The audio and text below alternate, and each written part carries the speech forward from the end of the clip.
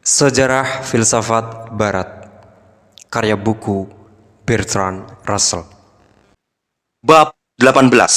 Pengetahuan dan persepsi dalam filsafat Plato. Kebanyakan manusia modern menyepakati begitu saja bahwa pengetahuan empiris tergantung pada atau bersumber dari persepsi. Namun demikian, ada doktrin yang sangat berbeda dalam filsafat Plato serta para filsuf dari sejumlah mazhab lainnya, yang kurang lebih menyatakan bahwa segala yang berasal dari penangkapan indera tidak ada yang layak disebut pengetahuan, dan bahwa satu-satunya pengetahuan sejati hanyalah berkaitan dengan konsep-konsep. Berdasarkan pandangan ini, 2 tambah 2 sama dengan 4 adalah pengetahuan sejati, sedangkan pernyataan seperti salju berwarna putih dianggap penuh dengan ketidakjelasan dan ketidakpastian, sehingga tak mendapat tempat dalam korpus kebenaran para filsuf. Pandangan ini mungkin bisa dilacak kembali sumbernya pada Parmenides, namun dalam bentuknya yang eksplisit, dunia filsafat mendapatkannya dari Plato. Dalam bab ini saya hanya akan mengulas kritik Plato terhadap pandangan bahwa pengetahuan adalah sesuatu yang sama dengan persepsi yang mengisi separuh pertama karya dialog yang berjudul Theaetetus. Dialog ini berupaya menetapkan definisi pengetahuan, namun dialog berakhir tanpa suatu kesimpulan, kecuali sekedar kesimpulan negatif. Beberapa definisi diusulkan dan ditolak, namun tak ada definisi yang dianggap memuaskan yang tak lantas disepakati.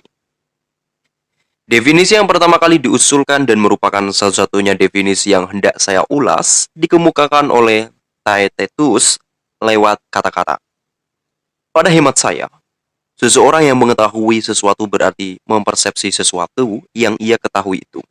Dan sejauh yang bisa saya saksikan saat ini, pengetahuan tak lain adalah persepsi.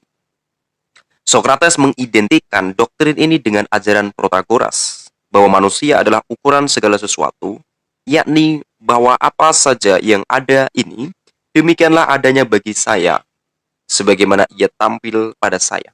Dan demikianlah adanya bagimu, sebagaimana ia tampil kepadamu.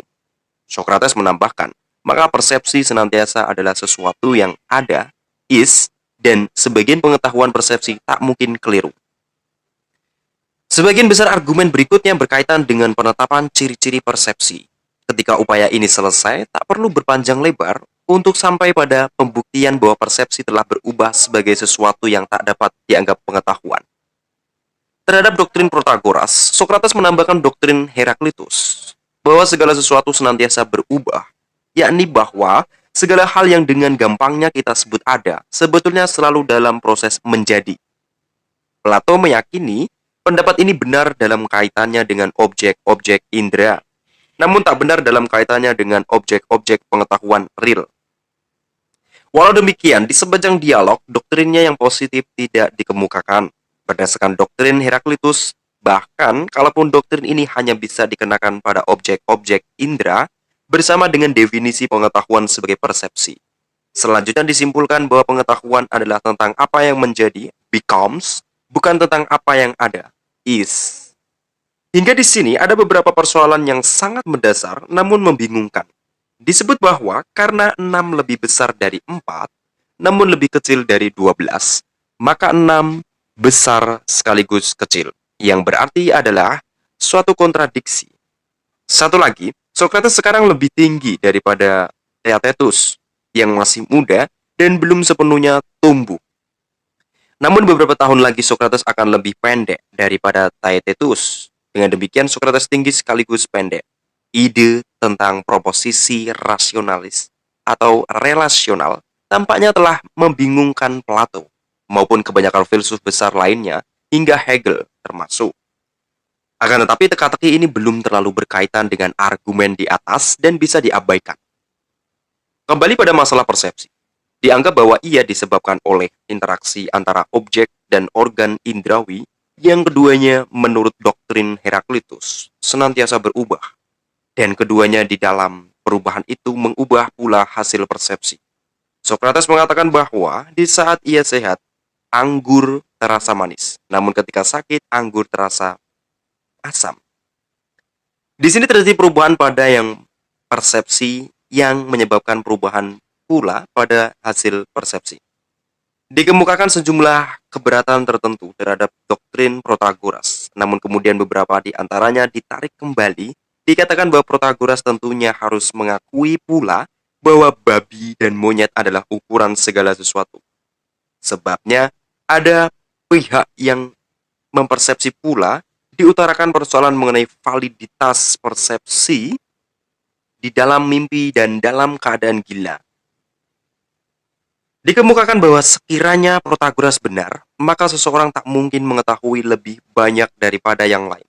Bukan hanya Protagoras, sebijaksana para dewa, namun yang lebih gawat, Protagoras pun tidak lebih bijaksana daripada seorang yang dungu.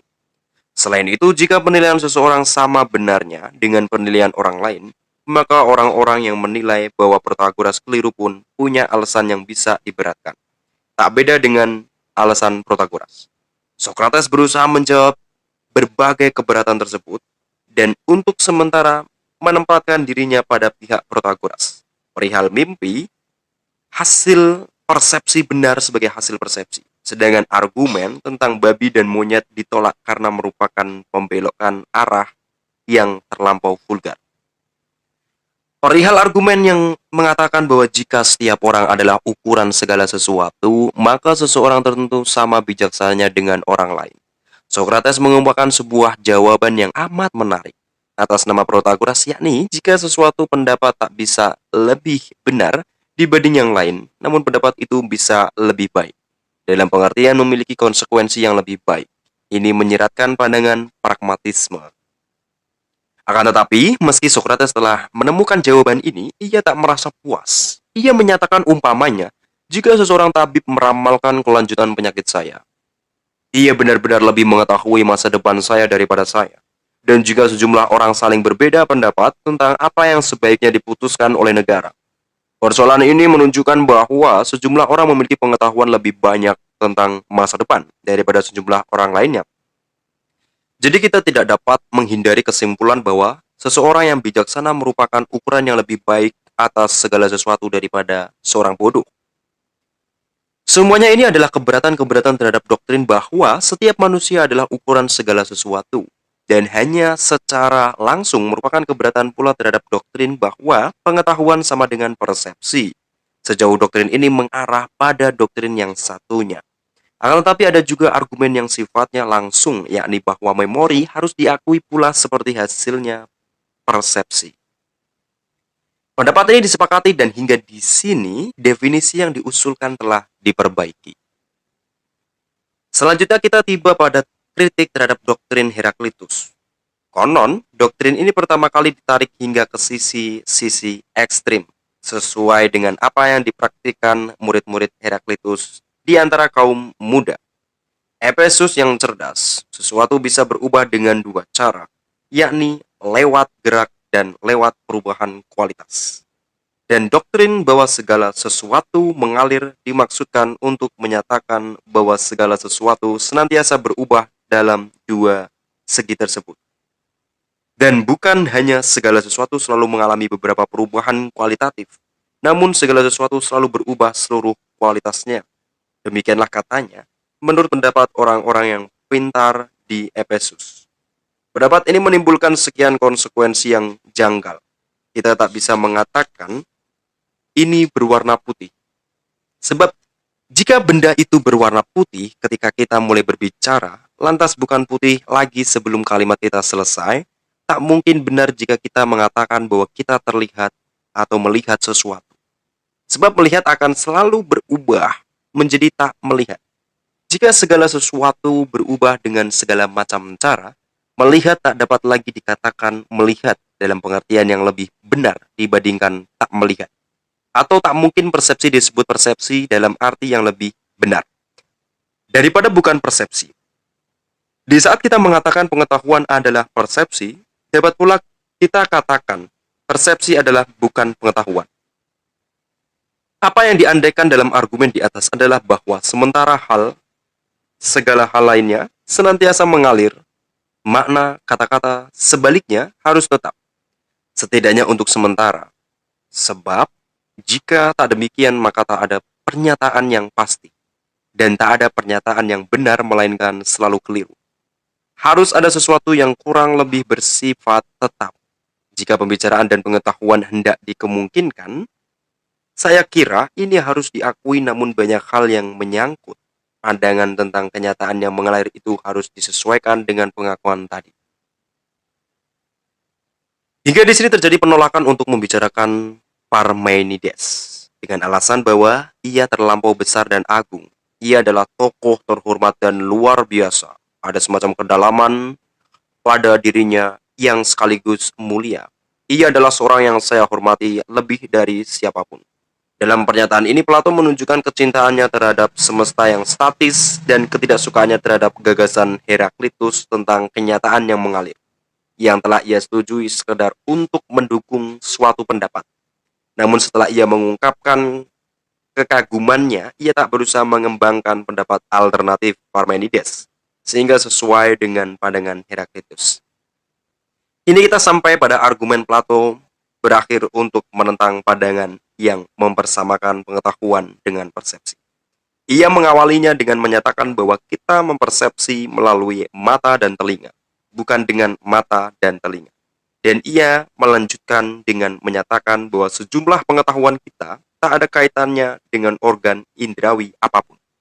Kita dapat mengetahui umpamanya bahwa suara dan warna tidak sama, meski tak ada satu organ indrawi yang dapat mempersepsi keduanya sekaligus. Tak ada organ khusus untuk mempersepsi eksistensi dan non-eksistensi, kemiripan dan ketidakmiripan, persamaan dan perbedaan, juga kesatuan dan bilangan-bilangan pada umumnya. Ini juga berlaku pada terhormat dan tak terhormat, baik dan buruk. Akal merenungkan sejumlah hal melalui perlengkapannya sendiri, dan sejumlah hal lain melalui kecakapan jasmani. Kita mempersepsi keras dan lunak lewat sentuhan, tetapi akallah yang menentukan bahwa keduanya ada dan bahwa keduanya bertolak belakang.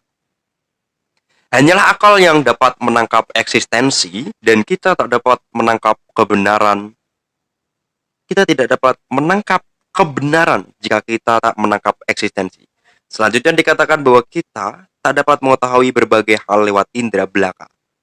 Sebab lewat indera saja kita tak dapat mengetahui bahwa sesuatu eksis. Dengan demikian, pengetahuan ada dalam refleks, bukan dalam impresi dan persepsi. Bukan pengetahuan, sebab ia tak ambil bagian dalam memahami kebenaran.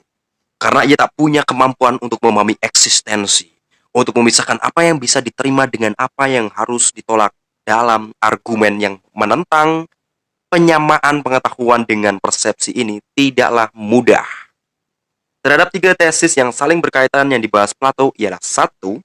Pengetahuan adalah persepsi. 2. Manusia adalah ukuran segala sesuatu.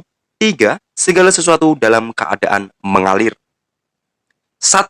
Yang pertama dari ketiganya, yang mengenai itulah argumen Plato terutama ditujukan hampir tidak dibahas dengan bertolak dari pandangan itu sendiri, kecuali dalam bagian akhir yang baru saja kita ulas. Dalam hal ini dikemukakan bahwa perbandingan pengetahuan tentang eksistensi dan pemahaman tentang bilangan-bilangan adalah hal-hal yang esensial dalam pengetahuan. Namun, tak dapat digolongkan dalam persepsi, sebab ketiganya tak dihasilkan lewat organ indera apapun. Segala sesuatu yang dapat dikatakan tentang ketiganya berbeda. Marilah kita mulai dengan kemiripan dan ketidakmiripan. Bahwa dua corak warna yang keduanya saya lihat adalah mirip atau tak mirip sebagaimana adanya adalah sesuatu yang bagi saya harus saya terima. Tentu saja bukan sebagai hasil persepsi, namun sebagai keputusan persepsi. Harus saya katakan bahwa sesuatu hasil persepsi bukanlah pengetahuan, melainkan hanya sesuatu yang terjadi dan yang sama-sama termasuk dalam dunia fisik dan dunia kejiwaan. Lazimnya kita menganggap bahwa persepsi sebagaimana anggapan Plato adalah relasi antara orang-orang yang mempersepsi dan suatu objek. Kita mengatakan, saya melihat meja, namun di sini saya dan meja adalah sesuatu konstruksi logika. Inti dari kejadian yang mentah itu hanyalah bidang-bidang warna tertentu. Ini lantas berkaitan dengan citra sentuhan, dan citra-citra itu mungkin bisa melahirkan sejumlah kata. dan bisa pula menjadi sumber memori. Hasil persepsi yang berupa citra-citra sentuhan lantas menjadi suatu objek yang dianggap bersifat fisik. Hasil persepsi yang berupa kata-kata dan memori menjadi suatu persepsi yang merupakan bagian dari subjek dan dianggap bersifat kejiwaan. Hasil persepsi adalah sekedar kejadian dan tidak benar tak pula salah. Hasil persepsi yang berisi kata-kata adalah suatu keputusan dan bisa benar atau salah. Keputusan ini saya sebut keputusan persepsi. Proposisi yang mengatakan bahwa pengetahuan adalah persepsi harus ditafsirkan dalam arti pengetahuan adalah keputusan persepsi. Hanya dalam bentuk demikianlah pengertian bisa dibenarkan secara tata bahasa. Kembali ke masalah kemiripan dan ketidakmiripan adalah sangat mungkin ketika saya mempersepsi dua warna secara bersamaan. Kemiripan atau ketidakmiripan keduanya menjadi bagian dari data dan dinyatakan dalam suatu keputusan persepsi. Argumen Plato bahwa kita tak memiliki organ indrawi untuk mempersepsi kemiripan dan ketidakmiripan sama dengan mengabaikan kemampuan otak dan beranggapan bahwa semua organ indrawi harus berada di permukaan tubuh. Argumen untuk memasukkan kemiripan dan ketidakmiripan sebagai data persepsi yang mungkin adalah sebagai berikut. Marilah kita andaikan bahwa kita melihat dua corak warna A dan B, dan bahwa kita memutuskan A mirip B. Selanjutnya marilah kita andaikan sebagaimana dilakukan Plato, bahwa keputusan itu secara umum benar, dan secara partikular juga benar sebatas pada kasus yang sedang kita bicarakan. Jadi ada hubungan kemiripan antara A dan B. Dan bukan sekedar keputusan kita sendiri yang menegaskan kemiripan itu. Jika yang ada hanya keputusan kita sendiri, itu merupakan keputusan sewenang-wenang yang tak dapat dinilai benar atau salah. Karena jelas bahwa keputusan itu bisa dinilai benar atau salah, maka kemiripan memang bisa ada antara A dan B, dan bukan sekedar sesuatu yang bersifat kejiwaan. Keputusan A mirip B benar jika memang benar adalah berdasarkan fakta, seperti halnya keputusan A berwarna merah atau A berbentuk bundar. Akal sama-sama terlibat dalam persepsi kemiripan maupun dalam mempersepsi warna. Kini kita sampai pada masalah eksistensi yang sangat ditekankan Plato. Ia mengatakan berkenaan dengan suara dan warna, kita memiliki pikiran yang mencakup keduanya sekaligus, yakni bahwa keduanya eksistensi tercakup dalam segala sesuatu dan ada di antara hal-hal yang dipahami akal lewat dirinya sendiri. Tanpa menangkap eksistensi, mustahil pula menangkap kebenaran. Argumen untuk menyangkal Plato di sini sangat berbeda dengan argumen yang diajukan dalam kasus kemiripan dan ketidakmiripan. Argumennya di sini adalah bahwa semua yang dikatakan Plato tentang eksistensi menunjukkan tambahannya yang buruk, tata bahasanya yang buruk, atau bahkan sintaksis yang buruk. Masalah ini penting bukan hanya dalam kaitannya dengan Plato, namun juga dengan masalah-masalah lain seperti argumen ontologis tentang eksistensi Tuhan. Andaikanlah Anda mengatakan pada seorang anak, singa eksis, tetapi kuda bertanduk tidak eksis, maka Anda bisa membuktikan pernyataan Anda itu sejauh singa bisa Anda perlihatkan dengan mengajak si anak ke kebun binatang dan mengatakan, lihat, itulah singa. Kecuali Anda seorang filsuf, Anda tak akan menambahkan kata-kata, dan kau bisa lihat bahwa itu eksis. Dan jika sebagai filsuf Anda menambahkan kata-kata itu, berarti Anda mengutarakan sesuatu yang tak bermakna. Mengatakan singa eksis sama artinya dengan ada singa, yakni X adalah seekor singa, berlaku pula bagi sesuatu X yang sesuai. Namun kita tidak bisa mengatakan tentang X yang sesuai itu bahwa ia eksis. Kita hanya dapat menerapkan kata kerja ini pada suatu deskripsi, lengkap atau tidak lengkap. Singa adalah deskripsi tak lengkap, sebab ia mengacu pada banyak objek. Singa terbesar di kebun binatang adalah deskripsi lengkap, sebab hanya mengacu pada satu objek. Kini, andaikanlah saya melihat sebuah bidang berwarna merah terang, saya bisa mengatakan, ini hasil persepsiku sekarang. Saya bisa juga mengatakan, hasil persepsiku sekarang eksis. Namun tak bisa saya katakan ini eksis. Sebab kata eksis hanya mengandung arti jika diterapkan pada suatu deskripsi yang berbeda dengan sekedar suatu nama. Ini berarti menyangkal eksistensi yang dianggap sebagai suatu hal yang disadari oleh akal terhadap berbagai objek. Sekarang saya tiba pada pemahaman tentang bilangan-bilangan. Di sini ada dua hal sangat berbeda yang harus dipertimbangkan di satu sisi. Proposisi-proposisi aritmetika dan di sisi lain proposisi-proposisi empiris tentang perhitungan enumeration 2 tambah 2 sama dengan 4. Termasuk dalam jenis pertama. Saya punya 10 jari termasuk dalam dua jenis kedua. Saya sependapat dengan Plato bahwa aritmetika dan matematika murni pada umumnya tidak berasal dari persepsi. Matematika murni berisi tautologi yang sepadan dengan pernyataan manusia adalah manusia. Tetapi lazimnya lebih pelik untuk mengetahui apakah sesuatu proposisi matematis benar. Kita tak harus mempelajari dunia melainkan hanya arti simbol-simbol dan simbol-simbol itu jika kita lepaskan dari definisinya yang dalam hal ini maksudnya hanyalah untuk menyingkat akan menjadi seperti kata-kata atau dan bukan semua dan beberapa yang berbeda dengan kata Socrates. Tak mengacu pada sesuatu pun dalam dunia nyata. Persamaan matematis menyatakan bahwa dua kelompok simbol-simbol memiliki arti yang sama. Dan sejauh kita membatasi diri pada matematika murni, arti itu haruslah sesuatu yang dapat dimengerti tanpa perlu mengetahui apapun yang berkenaan dengan suatu hal yang dapat kita persepsi. Dengan demikian, kebenaran matematis bagaimana ditegaskan Plato tak tergantung pada persepsi kebenarannya. Adalah suatu jenis kebenaran yang sangat khas dan hanya berkaitan dengan simbol-simbol. Proposisi-proposisi perhitungan seperti saya punya 10 jari, termasuk dalam kategori yang sangat berbeda dan setidaknya sebagian jelas tergantung pada persepsi. Jelas bahwa konsep jari diabstraksikan dari persepsi. Namun bagaimana dengan konsep 10? Di sini kita agaknya sampai pada ide universal atau ide platonis yang sebenarnya. Kita tak dapat mengatakan bahwa 10 diabstraksikan dari persepsi. Sebab hasil persepsi apapun yang dapat dianggap sebagai sesuatu hal yang jumlahnya 10, mungkin pula dianggap berjumlah yang selain 10. Misalkan saya memberi nama kepalaan pada semua jari dari satu tangan sekaligus. Kemudian saya bisa katakan saya punya 2 kepalaan. Dan ini menggambarkan fakta persepsi yang serupa dengan yang sebelumnya saya gambarkan. Saya gambarkan dengan memakai jumlah 10.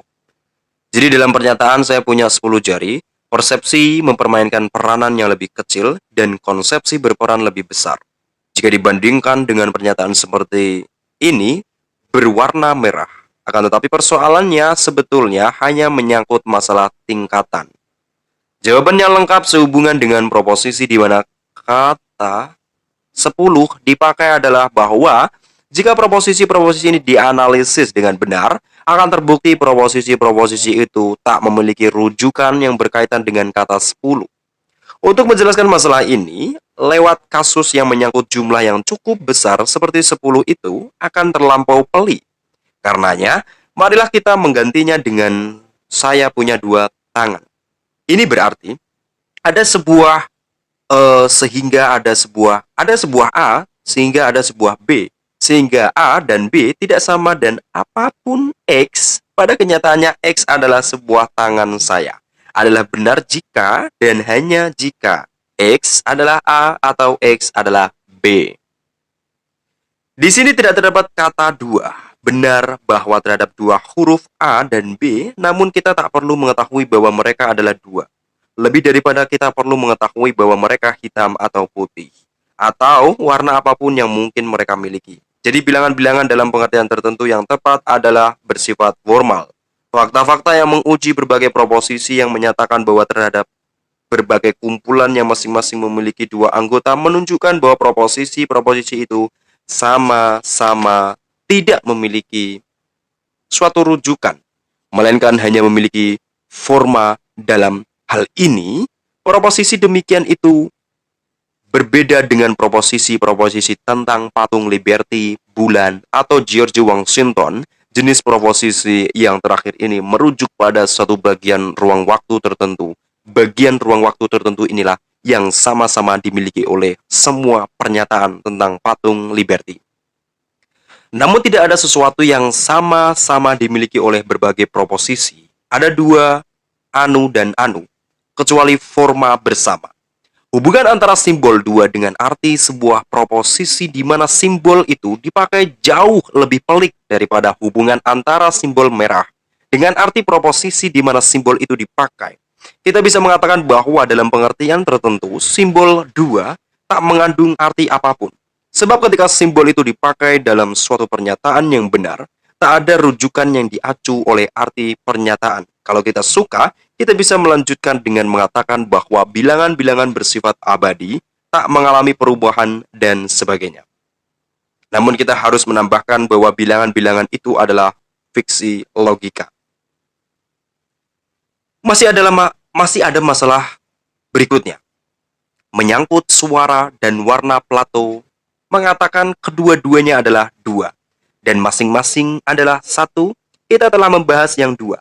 Sekarang kita bicarakan yang satu. Di sini terjadi kesalahan yang mirip dengan kesalahan yang menyangkut masalah eksistensi. Predikat satu tidak dapat diterapkan pada sesuatu hal, melainkan hanya bisa dikenakan pada satuan kelompok-kelompok. Kita bisa mengatakan bumi memiliki satu satelit, tetapi secara sintaksis keliru jika mengatakan bulan adalah satu, sebab apakah yang dapat diartikan dari pernyataan demikian? Anda bisa juga mengatakan bulan adalah banyak, sebab bulan memiliki banyak bagian. Mengatakan bumi memiliki satu satelit berarti memberikan suatu sifat pada konsep satelitnya bumi. Yakni sifat demikian ini. Ada suatu C sehingga X adalah satelitnya bumi. Adalah benar jika dan hanya jika X adalah C. Ini merupakan kebenaran astronomis, namun jika terhadap satelitnya bumi, Anda menggantinya dengan bulan atau nama lain yang sesuai hasilnya, akan tak bermakna atau menjadi sekedar tautologi. Satu dengan demikian adalah sifat dari konsep tertentu. Seperti halnya 10 adalah sifat dari konsep jari saya. Tetapi mengatakan bumi memiliki satu satelit, yaitu bulan, maka bulan adalah satu. Adalah sama buruknya dengan mengatakan Rasul ada 12. Petrus adalah Rasul, maka Petrus adalah 12. Yang akan menjadi valid jika 12 itu kita ganti dengan putih. Uraian di atas telah menunjukkan bahwa sementara ada jenis pengetahuan formal, yakni logika dan matematika yang tidak diambil dari persepsi argumen-argumen Plato mengenai semua pengetahuan lainnya, keliru. Tentu saja ini bukan berarti bahwa kesimpulan dia keliru. Ini hanya membuktikan bahwa dia tidak memberikan alasan yang valid untuk bisa menganggapnya benar. 2. Kini kita sampai pada pendirian Protagoras bahwa manusia adalah ukuran segala sesuatu atau sebagaimana penafsirannya bahwa setiap manusia adalah ukuran segala sesuatu. Dalam hal ini penting untuk menentukan pada tingkat manakah pembahasan ini hendak dilakukan.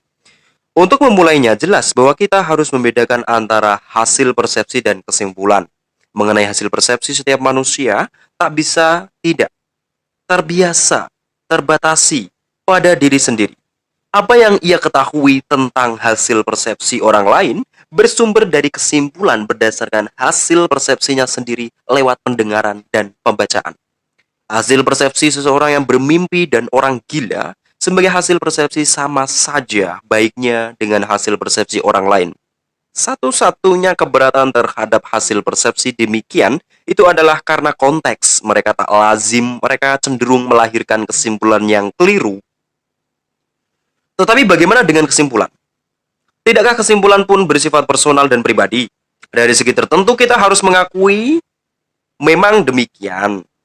Apa yang saya percaya tentu saya percaya karena beberapa alasan yang mendorong saya benar bahwa alasan saya berasal dari pernyataan orang lain. Tetapi mungkin itulah alasan yang memang tepat. Umpamanya, jika saya seorang hakim yang memperhatikan bukti-bukti. Dan betapapun saya sangat berwatak Protagorean, tak ada salahnya menerima pendapat seorang akuntan mengenai sederet angka yang lebih tepat daripada hitungan saya sendiri. Sebab barangkali telah berulang kali saya lihat bahwa jika saya tak sepadan dengan dia pada mulanya, dengan sedikit ketelitian lantas terbukti bahwa dia benar. Dalam hal ini, saya bisa menerima bahwa orang lain lebih bijaksana dibanding saya. Pandangan Protagorean, jika ditafsirkan secara benar, bukanlah suatu pendapat bahwa saya tak pernah keliru, melainkan bahwa bukti kekeliruan saya harus muncul pada saya. Diri saya yang lampau bisa dihakimi sebagai mana orang lain pun bisa dihakimi. Tetapi semuanya pun mengandaikan bahwa dalam kaitannya dengan kesimpulan sebagai hal berbeda. Dengan hasil persepsi, ada suatu standar kebenaran yang bersifat impersonal. Jika kesimpulan apapun yang saya ambil sama baiknya dengan kesimpulan orang lain, maka anarki intelektual yang dikemukakan Plato terhadap pandangan Protagoras memang akan terjadi.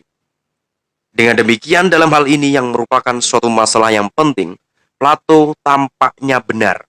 Namun, seorang empiris akan berkata bahwa persepsi adalah penguji kebenaran atas suatu kesimpulan dalam perkara empiris. 3. Doktrin perubahan universal diperolokkan oleh Plato dan sulit untuk beranggapan bahwa ada seseorang yang pernah meyakini doktrin itu dalam bentuknya yang ekstrim sebagaimana dikatakan Plato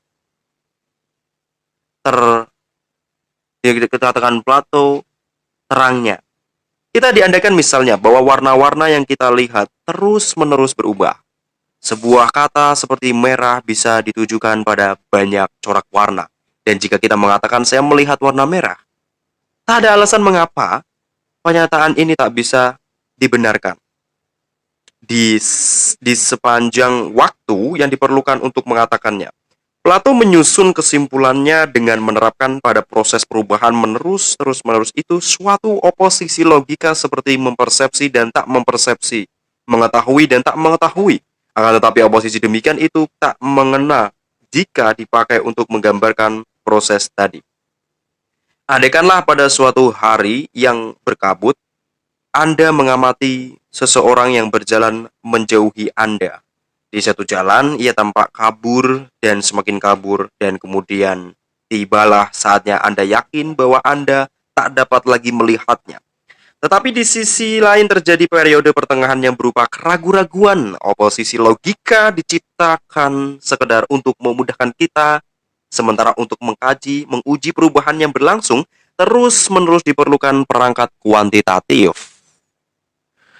Dan inilah sesuatu yang dilalaikan oleh Plato. Karena itu, apa yang dia katakan mengenai masalah ini sebagian besar tidak tepat. Pada saat yang sama harus diterima bahwa jika kata-kata hingga derajat tertentu tak memiliki arti tetap, maka pembicaraan mustahil terjadi. Akan tetapi, lagi-lagi dalam masalah ini terlalu mudah untuk memutlakkan. Kata-kata memang mengalami perubahan arti. Ambillah misalnya kata ide, hanya setelah menjalani proses pendidikan yang panjang, kita belajar memberikan arti yang menyerupai apa yang dimaksudkan Plato terhadap kata ini. Bahwa perubahan arti kata-kata akan berjalan lebih lambat daripada perubahan yang digambarkan oleh kata-kata itu adalah sesuatu yang niscaya. Namun bahwa tidak terjadi perubahan arti kata-kata adalah sesuatu yang tak niscaya. Mungkin ini tak berlaku bagi kata-kata abstrak dalam logika dan matematika.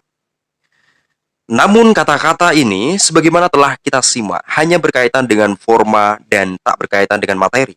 Dari suatu proposisi, lagi-lagi di sini kita melihat bahwa logika dan matematika adalah bidang yang khas.